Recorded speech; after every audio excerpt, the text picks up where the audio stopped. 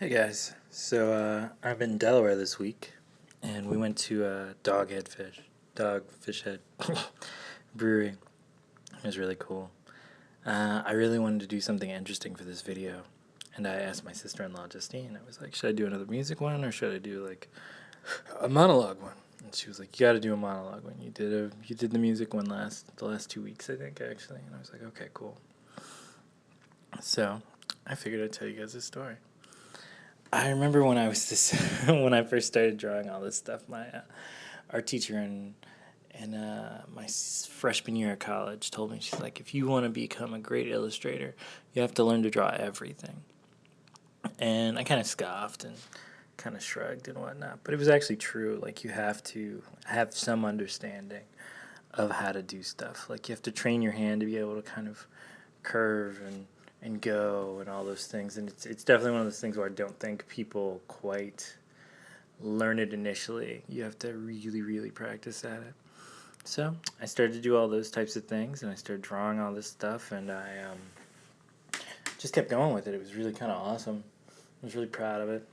And I've kind of gotten to the point now where I draw whatever I want to draw, and I do all these things, and it's really beautiful. I mean, you get that opportunity to just, you can draw everything from a sunset to a pinup to, I don't really do sunsets anymore.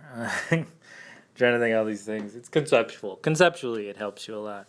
You get all these kind of odd and strange and amazing aspects, and you feel really free. And once you feel free in your own imagination, like, there's always this possibility that you're gonna have like this new freedom found in what you do on all fronts, and that's kind of beautiful.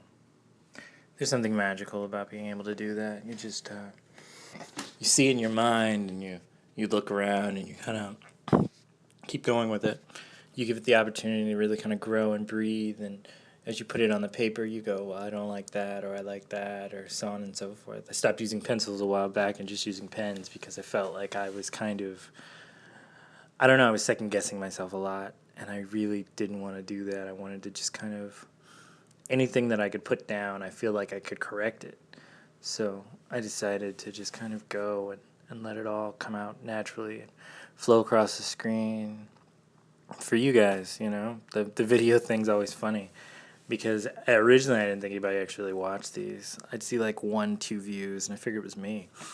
But it's good to see all the feedback and everything. So I really appreciate it, guys. You guys have really kind of given me this inspiration to go forward and make all these things.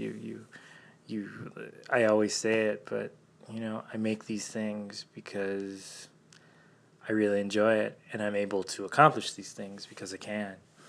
We dream and close our eyes, and we see ourselves as these really kind of make-believe magical creatures, and then we have to somehow, instead of being disappointed by the actual truthfulness of it, that we are exactly what we practice ourselves to be.